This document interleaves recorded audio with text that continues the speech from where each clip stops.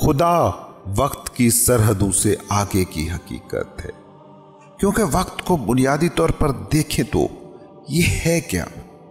وقت constant change کا نام ہے، مسلسل تبدیلی کو ہم کہتے ہیں وقت، اور خدا تبدیلی کی سرحد سے باہر ہے۔ اگر درست طور پر دیکھا جا سکے تو وقت کا دوسرا نام ہے چینج، تبدیلی۔ کبھی آپ نے یہ سوچا ہے کہ وقت آپ کو پتہ کیسے اور کیوں چلتا ہے؟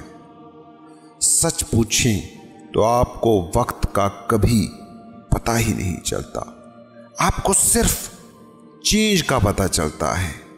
اس کو اس طرح سمجھنے کی کوشش کریں کہ آپ ایک کمرے میں بیٹھے بیٹھے سو گئے ہیں اور 1 سال تک سوتے رہتے ہیں۔ 1 سال تک کمرے میں لوگ نہیں بدلتے، چیزیں نہیں بدلتی، سب کچھ ویسے کا ویسا رہتا ہے، ایک دن کا بھی ادھر سے ادھر نہیں ہوتا۔ اب 1 سال بعد آپ کی آنکھ کھلی ہے اور آپ نے کمرے کو دیکھا، ادھر ادھر دیکھا، سب ویسا ہی تھا۔ تو آپ کیا کہہ سکتے ہیں کہ 1 سال گزر گیا؟ کچھ بھی نہ بدلے، 1 برس کے لیے یہ کمرہ رک جائے، یہ جیسا ہے ویسا ہی سال بھر رہ جائے، تو کیا آپ کو پتہ چل پائے گا کہ سال بیت گیا؟ آپ کو یہ بھی پتہ نہیں چلے گا کہ 1 لمحہ بھی بیتا۔ اس کو سمجھیں، بیتنے کا پتہ لگتا ہے تبدیلی سے، بدلاؤ سے، چینج سے۔ بدلاؤ کے جاننے، بدلاؤ کی فہم کا نام ہے وقت۔ اس لیے آپ نے نوٹ کیا کہ چیزیں جتنا تیزی سے بدلتی ہیں، وقت کے بدلنے، تیز دوڑنے کا اتنا ہی زیادہ احساس ہوتا ہے۔ آپ نے کبھی سوچا ہے کہ آپ کو دن کا جتنا پتہ لگتا ہے اتنا رات کا پتہ نہیں لگتا؟ اس کو یوں سمجھے کہ ایک شخص 80 سال جیے تو اس کے 25 سال سوتے ہوئے گزرتے ہیں، لیکن کیا اس کی یاد کے خانے میں ان 25 سال کا کوئی حساب کتاب ہوتا ہے؟ باقی کے سالوں کی ساری میموری موجود ہوتی ہے، مگر اس کی زندگی کے 25 سال جس میں اس کے جسم میں سب کچھ ہو رہا تھا، میٹابولزم ہو رہا تھا، خلیے بن اور ٹوٹ رہے تھے، سب کچھ ہو رہا تھا جو جاگتے وقت میں ہوتا ہے، مگر ان 25 سالوں کا کوئی حساب کتاب اس کی یادداشت نہیں رکھ پاتی۔ آپ کی عمر میں اصولی طور پر ان 25 سالوں کو گنا ہی نہیں جانا چاہیے، کیونکہ ان 25 سالوں کی کوئی بھی یاد تمہارے اندر بن نہیں پاتی۔ ان 25 سالوں میں ہو کیا رہا ہے؟ آپ چیزوں میں آنے والے تغیر کو، تبدیلی کو، چینج کو دیکھ نہیں پا رہے، سڑک پر بدلتی ٹریفک کو دیکھ نہیں پا رہے، راستوں کو، لوگوں کو، سچویشنز کو بدلتے ہوئے نہیں دیکھ پا رہے۔ یہ 25 سال آپ اکیلے ہیں، باہر سب رکا ہوا ہے، اس لیے کوئی یاد نہیں بنتی۔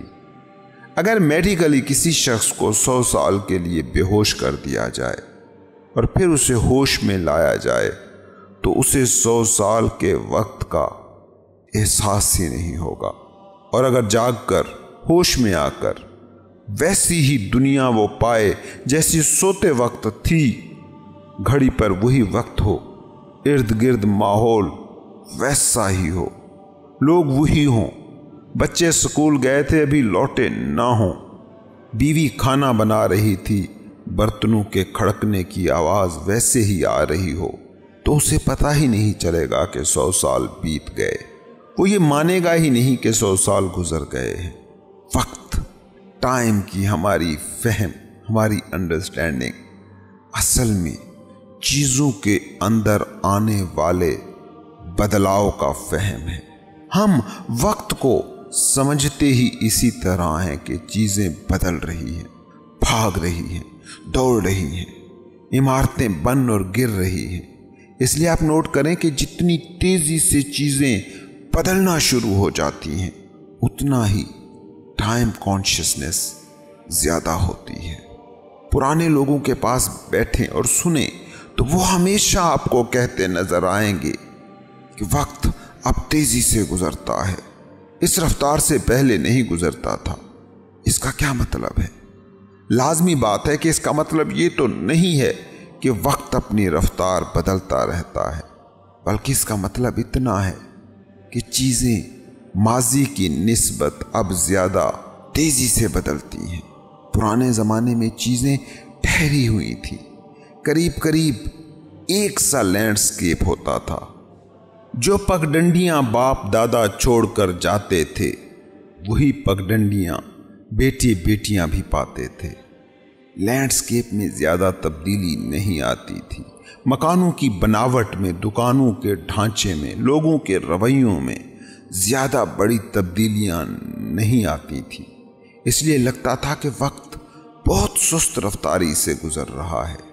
باپ جہاں چیزوں کو چھوڑتا تھا بیٹا وہی چیزوں کو پاتا تھا، اور بیٹا وہی چیزوں کو چھوڑتا تھا جہاں اس نے باپ سے پائی تھی۔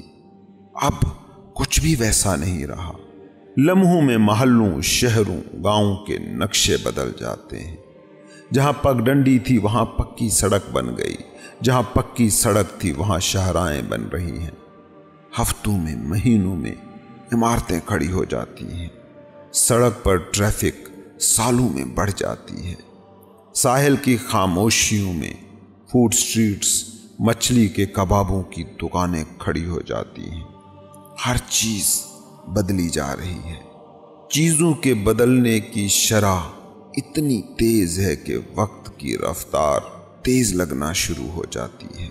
یہ وقت کی رفتار نہیں ہے، یہ چیزوں کے بدلنے کی شرح کی رفتار ہے، اور جسے ہم وقت سمجھتے ہیں وہ اصل میں تبدیلی کی اسی شرح کی انڈرسٹینڈنگ کا ہی نام ہے۔ اس لیے آج کے انسان کی ٹائم کانشیسنس عروج پر ہے۔ اب ایک ایک پل قیمتی محسوس ہوتا ہے۔ اس لیے لوگ کہتے ہیں کہ ٹائم از منی۔ اس لیے اس بات کو سمجھنے کی کوشش کریں کہ جو بھی چیز وقت کے اندر پیدا ہوگی وہ بدلے گی ہی۔ ٹائم کے اندر کسی مستقل کے پیدا ہونے کی گنجائش ہی نہیں ہو سکتی۔ ابدی و ازلی حقیقت کا بیان وقت کے پیمانوں میں ہو ہی نہیں سکتا۔ اس کو یوں سمجھیں کہ جو نہر میں اترے گا وہ گیلا ہوگا ہی، جو گیلا نہیں ہے اسے نہر سے باہر ہونا پڑے گا۔ جو زمان و مکان کے دائروں میں ہوگا وہ تبدیل ہوگا ہی، اور جو تبدیل نہیں ہوتا اسے زمان و مکان کے دائروں سے باہر ہونا ہی پڑے گا۔ وقت کی نہر میں جو بھی ہوگا وہ تبدیلی کے گیلے پن کو محسوس کرے گا ہی۔ زمان و مکان کے باہر ہوگا تو وہ کوئی ایسی صداقت ہو سکتا ہے کہ جو تبدیلی سے ماورا ہے، اور ایسی صداقت کو بولا نہیں جا سکتا۔ کیونکہ سوچیں نا، بولنے کا عمل خود وقت کی حدود میں ہوگا۔ جب آپ کوئی لفظ کہتے ہیں تو اس پر خود غور کریں، وہ وقت کی حدود میں ہو رہا ایک ایکٹ ہے۔ لفظ کا بولا جانا خود وقت لے گا۔ کیا آپ جانتے ہیں کہ ایک لفظ بھی اگر آپ نے بولنا ہو تو وہ ایک پل میں نہیں بولا جا سکتا؟ خود وقت کو بھی آپ نے بولنا ہو تو جب آپ واو بولتے ہیں اور پھر کاف اور پھر تے تو یہ مختلف پلوں میں بولے گئے حرف بن جاتے ہیں۔ جب وقت کو بھی آپ نے بولنا ہو تو وقت کی رفتار اس پر بھی اپلائی ہو رہی ہوتی ہے۔ اس لیے صوفی کہتے ہیں کہ خدا کو، حتمی سچ کو، الٹیمیٹ ریئلٹی کو آپ بول کر نہیں بتا سکتے کہ وہ کیا ہے، کیونکہ جسے آپ بولنے کے میڈیم کے ذریعے سے بتانے کی کوشش کر رہے ہیں وہ میڈیم بذات ہی ہر وقت بدل رہا ہے۔ تو جو خود ہر وقت بدل رہا ہو وہ کسی ایسے کو کیسے بیان کرے گا کہ جو بدل ہی نہیں رہا؟ خدا بدل نہیں رہا۔ حتمی صداقت چینج سے ماورا ہے۔ الٹیمیٹ ریئلٹی زمان و مکان کی حدوں سے باہر ہے، اس لیے اسے آپ بول کر بتا ہی نہیں سکتے۔ چین کا صوفی فلسفی لاؤ تزو اپنی مشہور تصنیف ڈاؤ دی چنگ میں کہتا ہے کہ the name that can be named is not real name۔ وہ نام کہ جسے نام دیا جا سکے وہ ازلی نام نہیں ہو سکتا۔ نام بول کر وقت کی حدود میں آ جاتا ہے، اس لیے جو حتمی حقیقت ہے کہ جو وقت کی حدود سے باہر ہے اسے بیان نہیں کیا جا سکتا۔ قرآن کہتا ہے سمندروں کا سارا پانی سیاہی بن جائے، دنیا کے سارے درخت قلم بن جائیں اور اس کو بیان کرنے کی کوشش کریں کہ جو الٹیمیٹ ریالٹی ہے تو اس کو بیان نہیں کر سکتے۔ کیوں؟ کیونکہ لکھنے اور بولنے کا عمل جس فیلڈ میں ہو رہا ہے وہ زمان و مکان کی فیلڈ ہے، اور جس کو بیان کرنے کی کوشش کی جا رہی ہے وہ لا زمان و لا مکان کی فیلڈ سے تعلق رکھتا ہے۔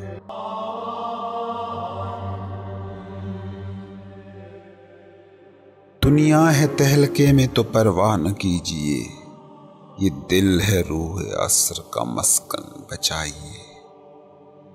دل بجھ گیا تو جانیے اندھیر ہو گیا، ایک شمع آندھیوں میں ہے روشن بچائیے۔ تمہاری دنیا کی فطرت بڑی عجیب ہے، یہ روز بدلتی ہے مگر پھر بھی بدلتی نہیں۔ منظر نامے بدل گئے ہیں، لینڈسکیپ بدل گئے ہیں، مگر انسان کے دکھ کل بھی تھے آج بھی ہیں۔ دنیا کے دکھ تو ہمیشہ موجود ہی رہتے ہیں۔ دنیا ہے تو یہ آندھیاں یہ طوفان آتے ہی رہیں گے۔ جو دنیا تم پرسیو کر رہے ہو اس کا اور دکھ کا چولی دامن کا ساتھ ہے، اور غور کرو تو دنیا باہر ہے بھی نہیں، دنیا تمہارے اندر ہے، یا یوں کہو کہ باہر جو دنیا ہے وہ تم نے خود ہی تخلیق کی ہے۔ وہ دنیا ہے اور تم پرسیو کر رہے ہو، ایسا نہیں ہے بلکہ تم پرسیو کر رہے ہو، اس لیے وہ دنیا ہے۔ اس کو یوں سمجھنے کی کوشش کرو کہ ایک شخص ہے کہ جو ماہر فلکیات ہے، جس نے دوربین سے ستارے اور نظام شمسی اور سورج دیکھے ہوئے ہیں، جو کہکشاؤں سے ملکی ویز اور ملکی ویز سے اور ملکی ویز سے بلیک ہولز تک کے سارے کھیل کو سمجھتا ہے۔ اس سے پوچھیں دنیا کیا ہے یا کتنی بڑی ہے، تو جو جواب وہ دے اس جواب کا موازنہ اس جواب سے کریں جو ٹھیک اسی سوال کے جواب میں کسی ان پڑھ مزدور نے دیا ہو۔ اب دنیایں دو تو نہیں ہو سکتی، مگر دونوں کا جواب صاف آپ کو بتائے گا کہ دنیایں دو ہیں۔ یہ دنیا اسی طرح کا ہی سراب ہے، جتنا تم اسے آبجیکٹیولی سمجھنے کی کوشش کرتے ہو اتنی یہ سبجیکٹیو ہوتی جاتی ہے۔ جتنا تم اسے 2+2=4 کے ریاضیاتی اصول میں فٹ کرنے کی کوشش کرتے ہو اتنی یہ مبہم اور کنفیوزنگ ہوتی جاتی ہے۔ اس لیے باہری دنیا نے اگر زندگی کے اس تجربے کو طے کرنا ہے تو پھر آپ کی زندگی دکھ کی ایک داستان کے سوا اور کچھ نہیں۔ اگر باہری عوامل نے آپ کے لائف ایکسپیرینس کو خوشگوار کرنا ہے تو پھر آپ کی زندگی میں انقلاب کبھی نہیں آئے گا۔ اگر کسی بھی انسان کے ذہن میں یہ خیال بیٹھ گیا ہے کہ جب سب بدل جائے گا، لوگ بدل جائیں گے، دنیا بدل جائے گی تو تب میں بدلوں گا، تو جان لیجئے کہ اس شخص نے نہ بدلنے کا ارادہ پکا کر لیا ہے۔ اس نے بس ایک ایکسکیوز تراش لیا ہے کہ دنیا بدلے گی تو میں بدلوں گا، ورنہ اس کے بدلنے کا کوئی ارادہ نہیں ہے۔ غور سے دیکھو خود کو، اپنے ارد گرد کو، اپنے معاشرے کو، اپنے مولویوں کو، ٹی وی اینکروں کو، تھڑے پر صبح سے رات تک بیٹھے تاش کھیل رہے ریٹائرڈ بابوں سے سب تنقید کر رہے ہیں۔ اس ملک کا کچھ نہیں ہو سکتا۔ سب کو پتا ہے کہ کون کون کرپٹ ہے، سب جانتے ہیں کہ پولیس کیسی ہے، عدالتیں کیسی ہیں، اور سب کہہ رہے ہیں کہ ایسے ملک میں، ایسی حکومت میں، ایسی سیاست میں ہم اچھا رہنا بھی چاہیں تو اچھے بن کر بھلا کیسے رہ سکتے ہیں۔ یہ سب لوگ جو یہ کہہ رہے ہیں، یہ سب کوڑھ مغز ہیں، اندھے ہیں، سمن بکمن امیون ہیں۔ یہ لوگ یہ جان ہی نہیں پا رہے کہ جیسی دنیا یہ چاہتے ہیں ویسی کبھی ہو نہیں سکتی۔ سوچیں نا کیسے ہوگی؟ میں ایک طرح کی دنیا چاہتا ہوں، آپ ایک طرح کی دنیا چاہتے ہیں، وہ ایک طرح کی دنیا چاہتا ہے۔ اب اگر دنیا ایک ہے تو سب کے مطابق تو یہ ہونے سے رہی۔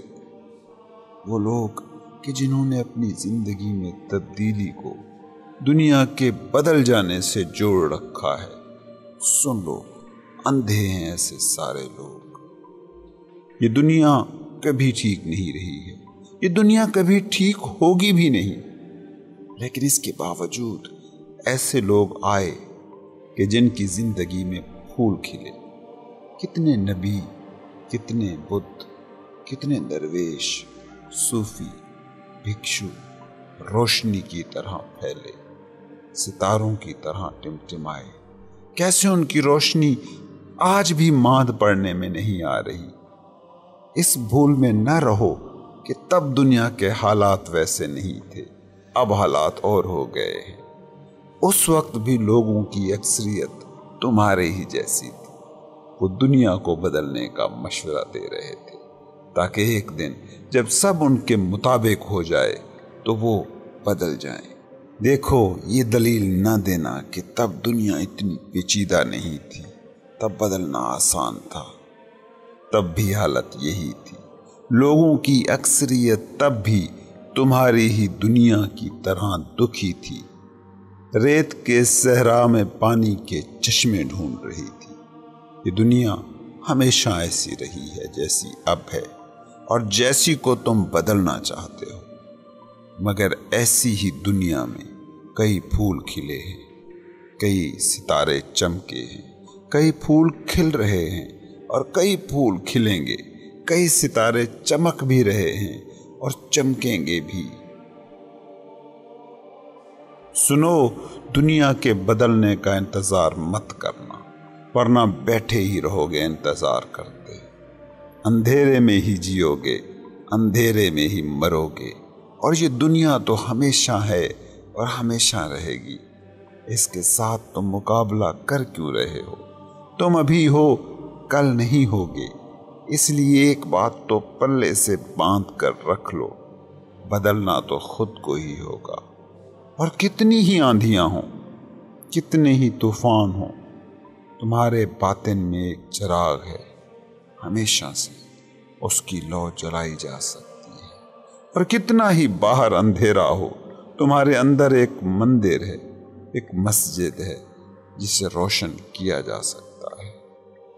دیکھو، باہر کے اندھیرے سے پریشان نہ ہونا۔ جتنی فکر باہر کے اندھیرے کو مٹانے کی کرتے ہو، دنیا کو بدلنے کی کرتے ہو، وہی فکر باطن کی شمع کو جلانے کے لیے کر لینا، خود کو بدلنے کے لیے کر لینا، اور تب معجزہ ہوتا ہے۔ جب باطن روشن ہو جائے تو باہر کا اندھیرا مٹ جاتا ہے، کم سے کم تمہارے لیے تو مٹ ہی جاتا ہے۔ تم ایک دوسری ہی دنیا میں جینے لگتے ہو۔ اور یہ یاد رکھنا، ہر انسان خدا کا پرتو ہے، ہر خود خدا کا عکس ہے۔ کچھ ہے جسے تم کر سکو گے تو ہی انسان کہلانے کے حقدار ہو سکو گے۔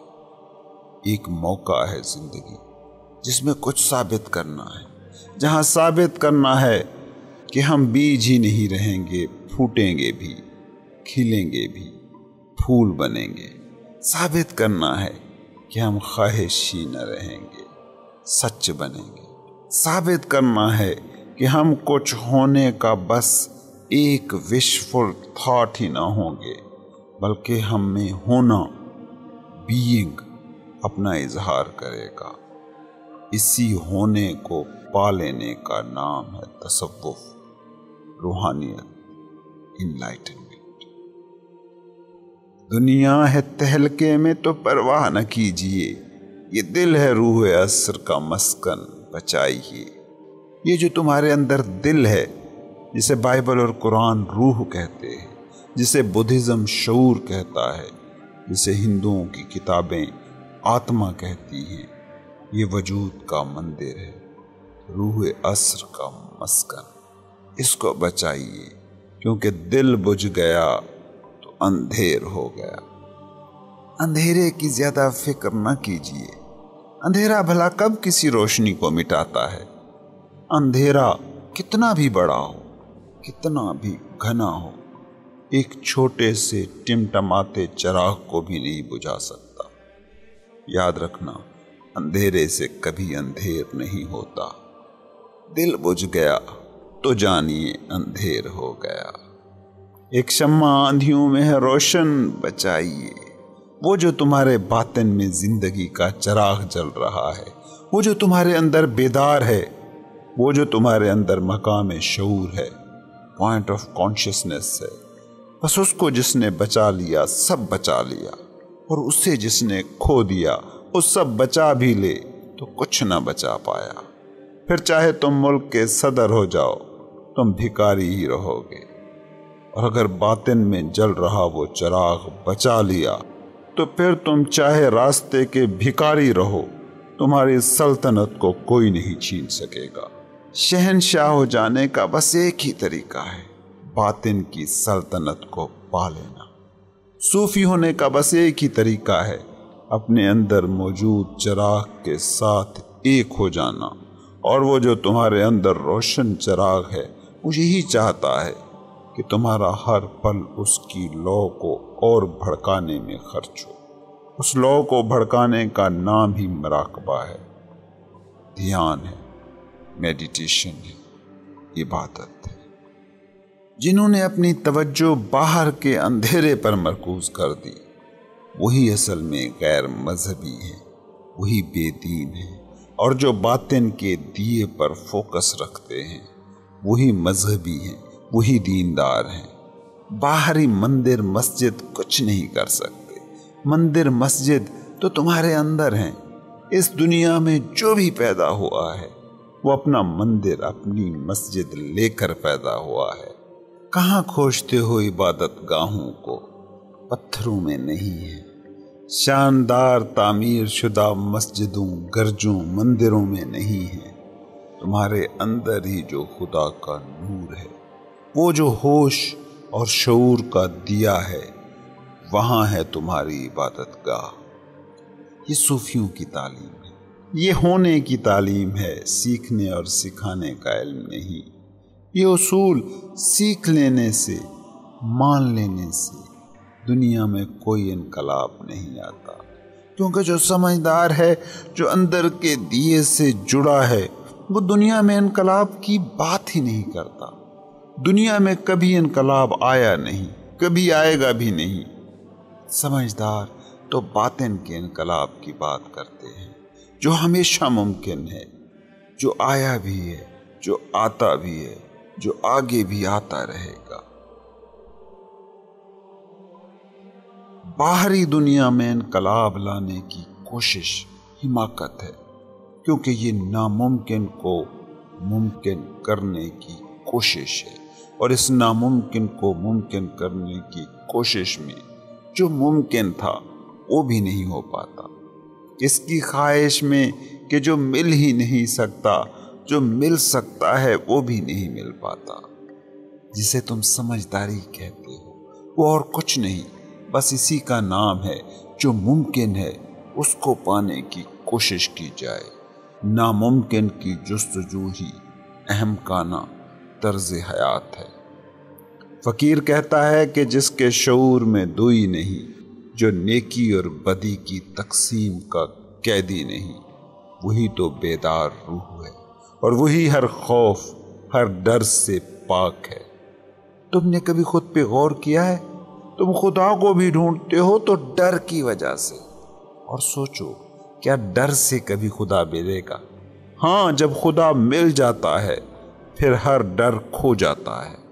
خدا اور ڈر کبھی ایک ساتھ تم میں نہیں ہو سکتے۔ یہ ایسا ہی ہے جیسے روشنی اور اندھیرے کو ایک ساتھ ایک جگہ رکھنے کی کوشش کرو۔ مگر تم وہ لوگ ہو کہ تمہاری عبادتیں بھی ڈر میں لتھڑی ہوئی ہیں، اس لیے تمہاری عبادتیں بیکار ہیں، ایک پیسے کی ویلیو نہیں ہے۔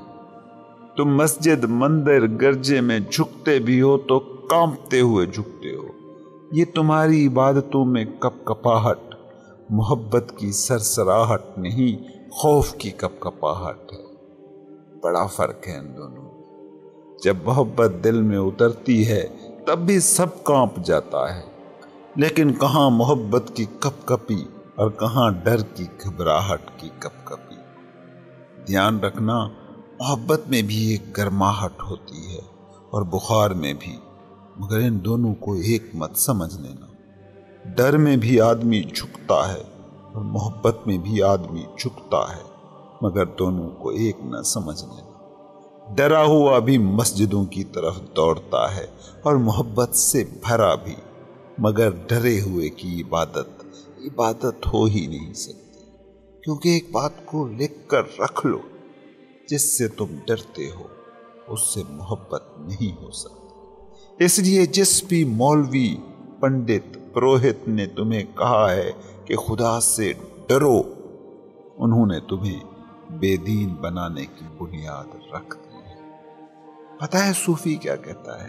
صوفی کہتا ہے کہ سب سے ڈرنا مگر خدا سے نہ ڈرنا، کیونکہ جس سے ڈر کا تعلق بن گیا اس سے پھر محبت کے، عشق کے، آشتی کے رشتے نہیں جڑتے۔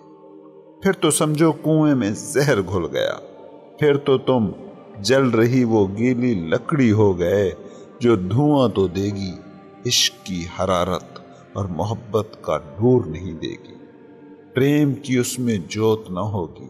پھر تو تمہاری عبادت سے بدبو ہی اٹھے گی، اور اگر بتیوں اور عطروں سے اس بدبو کو تم چھپا نہ سکو گے، پھولوں سے اسے ڈھانپ نہ سکو گے۔ تھوڑا تو سوچو، جب باہر ڈر ہوگا تو اندر عبادت کیسے پیدا ہوگی؟ اس لیے درویش کی سنو تو وہ خدا کی بات ہی نہیں کرتے، وہ خود کی بات کرتے ہیں، کیونکہ ابھی تو آنکھ ہی نہیں کھلی، نور کی بات کیا کرنی؟ ابھی تو چلنے کے بھی تم قابل نہیں ہوئے، گھٹنوں کے بل گھسٹتے ہو، رینگتے ہو، ابھی ناچنے کی بات کیا کرنی؟ ابھی تو خود کو ہی نہیں جانتے ہو، خدا کو کیا جانو گے؟ عبادت اپنی حقیقت میں پیدا ہو تو پھر خدا مل جاتا ہے، لیکن عبادت پیدا ہوتی ہے اس وقت جب بے خوف ہو جاؤ، جب فیئر لیسنس پیدا ہو جائے۔ یہاں ایک بات کو اچھی طرح ذہن میں بٹھا لو کہ جسے میں کہہ رہا ہوں خوف سے آزاد، اس میں اور تمہاری دنیا کے بہادروں میں بڑا فرق ہے۔ تمہاری دنیا کے بہادر بھی بزدل ہیں، بس بہادر وہ ہے جو باطن میں تو بزدل ہی کی طرح ڈرتا ہے، مگر اس نے کوشش کر کے اپنے باہر کو اتنا قابو میں لے لیا ہے کہ اندر کے ڈر کو باہر ظاہر نہیں ہونے دیتا۔ تمہارے بزدل، تمہارے بہادر کچھ زیادہ مختلف نہیں ہیں، تھوڑا سا ہی فرق ہے۔ بزدل جب ڈرتا ہے تو اس کے اندر بھی ڈر ہوتا ہے اور باہر بھی وہ ڈر دکھا رہا ہوتا ہے، اور تمہارے بہادر وہ ہیں جو اندر تو ڈرتے ہیں مگر باہر اس کا اظہار نہیں ہونے دیتے۔ بزدل ڈر کے بیٹھ جاتا ہے مگر بہادر ڈر کے بیٹھتا نہیں بلکہ ڈر کے ساتھ ہی چلتا جاتا ہے۔ بزدل اپنے ڈر کو مان لیتا ہے اور بہادر اپنے ڈر کا انکار کرتا رہتا ہے، لیکن ڈرا ہوا تو وہ ہوتا ہی ہے۔ بے خوفی کی حالت یا خوف سے آزاد حالت بالکل ہی الگ ایک حالت ہے۔ وہاں نہ بزدلی ہے نہ بہادری ہے، کیونکہ جب چیز ہی نہ رہی تو اس کا سایہ کہاں رہے گا؟ جب ڈر ہی نہ رہا تو اس کا اپوزٹ بہادری کیا مطلب؟ بے خوفی یا خوف سے آزادی کا مطلب ہے وہ مقام کہ جہاں بہادری اور بزدلی دونوں ہی کھو جاتے ہیں، جہاں دونوں ہی لا ہو جاتے ہیں۔ یہ وہ حالت ہے جسے صوفی فقیر کہتے ہیں خدا کی طرف پہلا قدم۔ کون آدمی بے خوف ہوا؟ کس کے شعور میں خوف سے آزادی جاگی؟ وہ کہ جو دو رنگی میں ایک رنگ کو دیکھ لیتا ہے، جو بہادر ہونا نہیں دکھاتے۔ کیوں؟ کیونکہ وہ ڈر کو نہیں جانتے، وہ خوشی کو نہیں جانتے، وہ غم کو نہیں جانتے۔ جو غم کو جانتا ہے وہی تو خوشی کو پانے کی بات کرتا ہے، جو بہادری کی بات کرتا ہے وہی تو ڈر کا آشنا ہے۔ تم نے کبھی غور کیا؟ تم کسی کو سیدھا سیدھا دشمن نہیں بنا سکتے جب تک کہ اس سے کبھی دوستی کا بندھن نہ رہا ہو۔ ایک دم سے کسی کو دشمن بنایا کیسے جا سکتا ہے؟ دشمن بنانے سے پہلے اسے دوست بنانا پڑتا ہے۔ اچانک کسی کو دشمن بناؤ گے بھی تو کیسے بناؤ گے؟ دشمن کبھی سیدھا نہیں آتا، دوستی کے پیچھے آتا ہے۔ دکھ بھی ایسے ہے، کبھی سیدھا پیدا نہیں ہوتا، خوشی کے پیچھے آتا ہے۔ نفرت سیدھی پیدا نہیں ہوتی، جسے تم نے محبت کہہ رکھا ہے اس کے پیچھے آتی ہے۔ تم نے کسی کو دشمن بنانا ہو تو پہلے اسے دوست بنانا پڑتا ہے، کسی کو دور ہٹانا ہو تو پہلے پاس کرنا پڑتا ہے۔ ایسی تو انوکھی تمہاری دنیا ہے، ایسی تو الٹی تمہاری دنیا ہے۔ دکھ سے تو تم بچنا بھی چاہتے ہو، مگر جس نے کسی چیز کو خوشی مانا ہے وہ کبھی دکھ سے بچ ہی نہیں سکتا۔ جب تم کسی شخص کو قبول کر لیتے ہو تو اس کے سائے کو بھی تمہیں قبول کرنا ہی پڑتا ہے۔ کبھی تم نے ایسا کیا کہ کسی کو کھانے کی دعوت دی ہو اور دروازے پر اسے کہا ہو تم تو اندر آ جاؤ، تمہارے سائے کو اندر آنے کی اجازت نہیں ہے؟ دکھ خوشی کا سایہ ہے۔ خوشی کیا ہے؟ کسی شخص کسی چیز سے کوئی توقع جو پوری ہو گئی۔ خوشی سکھ کا سپنا ہے، تم سے باہر کسی دوسرے شخص یا چیز سے جو توقع تھی پوری ہو گئی، اسی کا نام تم نے خوشی رکھا ہوا ہے۔ دکھ کیا ہے؟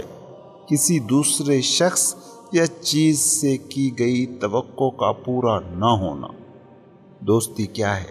کسی دوسرے کو اپنا ماننے کی خواہش، اور دشمنی کوئی اپنا ثابت نہ ہو سکا، پرایا ثابت ہوا، اس کی آ گئی۔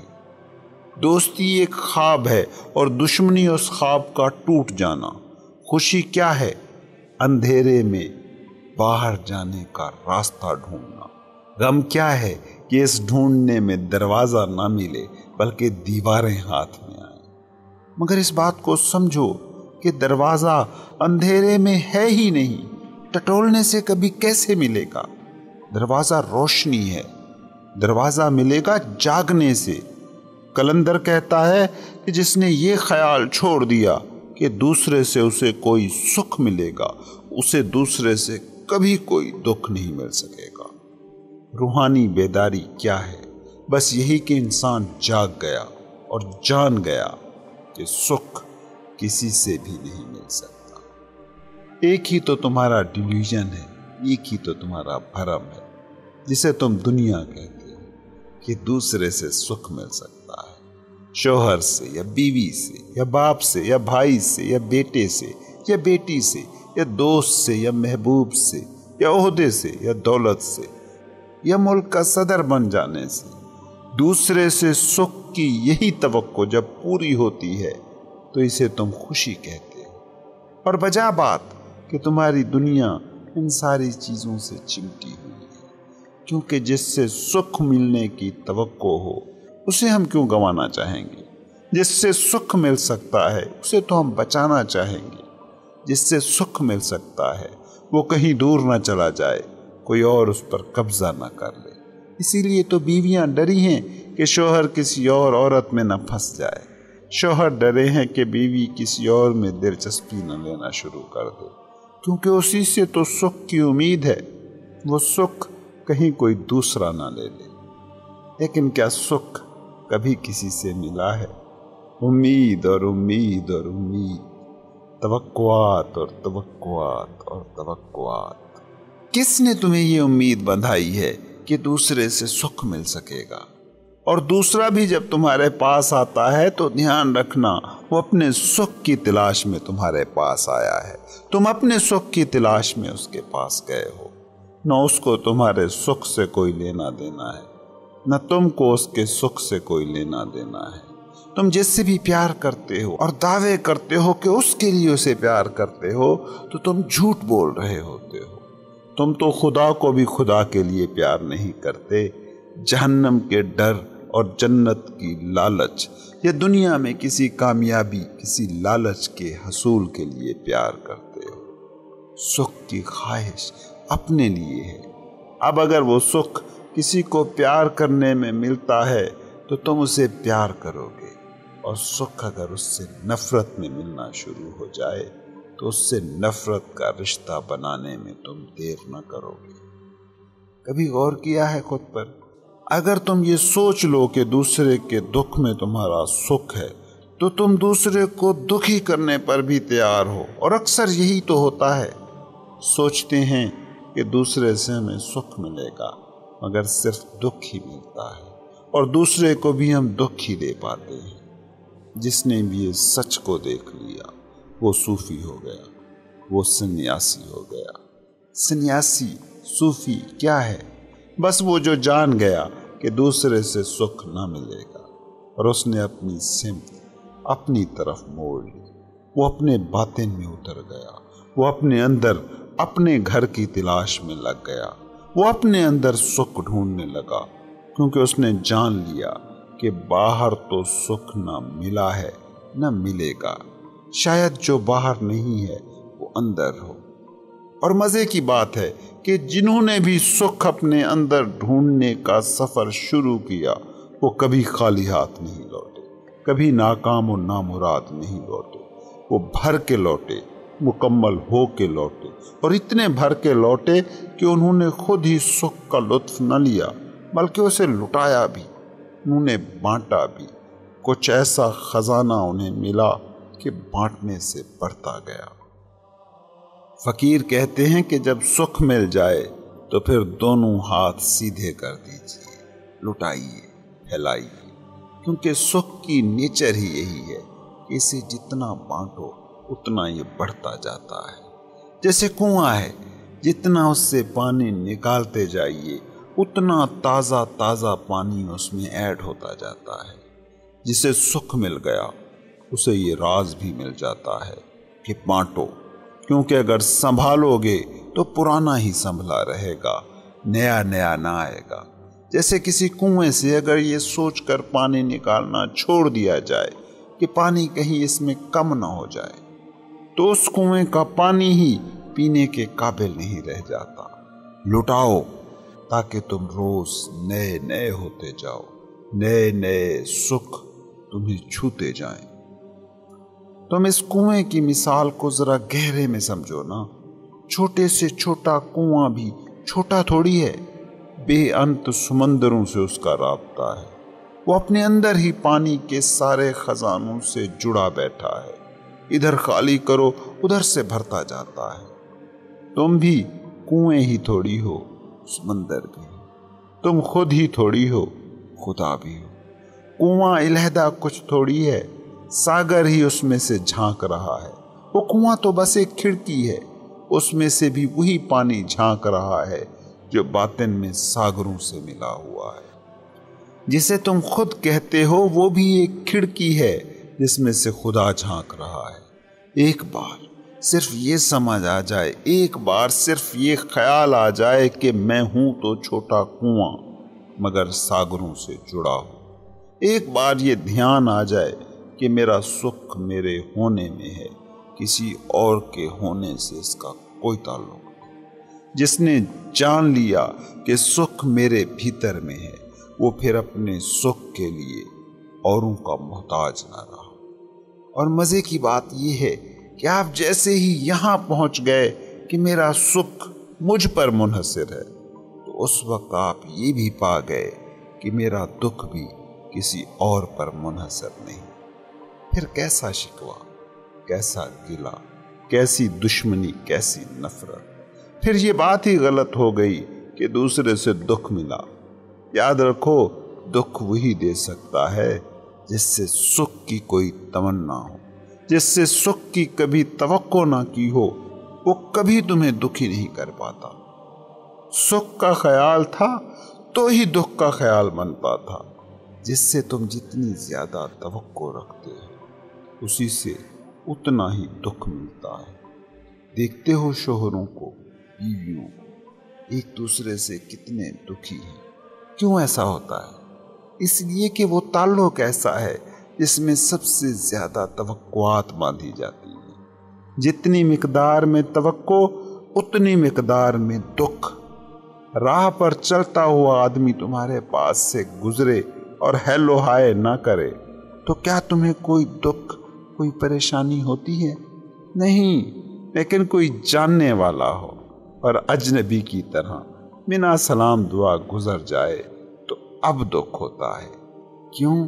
क्योंकि अजनबी से कोई तवक्को ही नहीं थी। तवक्को ना थी तो दुख भी ना हुआ, लेकिन शनासा से तवक्को थी। दुख उसके एक्शन से नहीं जुड़ा, उस तवक्को से जुड़ा है जो आपने उससे बांधी।